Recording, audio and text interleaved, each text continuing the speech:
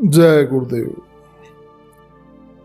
पीलीभीत में सिमरिया गांव के रहने वाले गुरु भाई डॉक्टर श्री कृष्ण शर्मा, उन्होंने अपने जीवन का एक वाकया बतलाया। उन्होंने बतलाया कि काफ़ी समय पहले मैं मथुरा आश्रम गया था और परम पूज्य बाबा जय गुरुदेव जी महाराज से मैंने नामदान लिया। 5 साल तक ध्यान भजन सुमिरन में मैं बराबर समय देता रहा। मेरी दिनचर्या बन गई कि मैं खूब सुमिरन ध्यान भजन किया करता था। उसके बाद गलत लोगों में मेरी बैठक हो गई और मेरा खान पान अशुद्ध हो गया और मैं अपने स्तर से बहुत नीचे गिर गया, बिल्कुल नीचे गिर गया। तो एक दिन मैं रात को बड़े अच्छे तरीके से सो गया। तो सुबह जब मैं उठा तो मेरा एक हाथ सूना हो गया। तो कुछ घंटों के बाद मुझे दौरा पड़ने लगा। तो मैं खुद एक डॉक्टर हूँ। मुझे पूरनपुर समुदाय केंद्र लाया गया।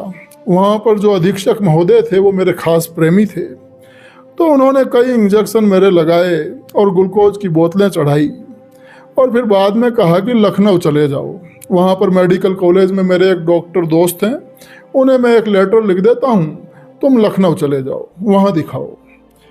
तो मैं उनका पत्र लेकर लखनऊ आया। तो डॉक्टर ने मुझे देखा तो देखते ही भर्ती कर लिया। कई दिनों तक चेक करने के बाद फिर वो डॉक्टर साहब बोले कि न्यूरोलॉजी विभाग में जाकर दिखा दो। मैं न्यूरोलॉजी विभाग में गया तो वहाँ पर डॉक्टर थे प्रोफेसर संदीप सिंघल। उन्होंने बड़े कायदे से कंप्यूटर से मेरा नाड़ी टेस्ट किया, लेकिन सारी नाड़ी फ्यूज निकली। बेचारे डॉक्टर साहब ने माथे पर हाथ रखकर कहा कि भाई, आपकी ज़िंदगी बेकार हो गई, ये हाथ अब कहीं भी ठीक नहीं हो पाएगा। तो मैंने उनसे कहा कि बाहर कहाँ जाऊँ? तो उन्होंने कहा कि कहीं भी चले जाओ, हाथ ठीक नहीं होगा। और मुझे केजी मेडिकल कॉलेज की पर्ची पर उन्होंने ये लिख कर दे दिया। मैं रात को वहीं अस्पताल में ही बिस्तर लगाकर सो गया। तो रात में मैंने सपना देखा कि परम पूज्य स्वामी जी महाराज आए हैं और कह रहे हैं कि अभी तेरा हाथ बेकार किया है और फिर पूरा शरीर तोड़ दूंगा। और ये सपना देखकर मेरी आँख खुल गई। मैं बहुत घबरा गया। मैं घर आया और घर आने के बाद मैं सीधा मथुरा आश्रम गया।